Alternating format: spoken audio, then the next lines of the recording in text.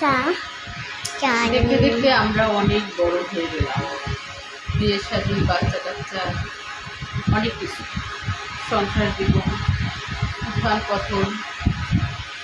কিন্তু আমাদের মা, এখন আমরা নিজেরা মা হয়ে বুঝতে পারি যে আমাদের মা কত কষ্ট করে আমাদের বড় করেছে। হ্যাঁ, মাকে প্রতি মুহূর্তে ফিরি, মা কত কাজ করতো, আমাদের কোথায় দিত, এখন আমাদের সন্তানদের করে দিতে হচ্ছে। এত বছর পর এসে মনে হচ্ছে আসলে মাকে কতটা ভালোবাসি, ফিল করি। হ্যাঁ, অথচ কোনো দিন মায়ের পাশে বসে মায়ের গায়ের ঘ্রাণটা নেওয়া হয়নি, মাকে জড়িয়ে ধরে বলা হয়নি, মা আমি তোমাকে কত ভালোবাসি, অনেক ভালোবাসি, এটা বলা হয়নি।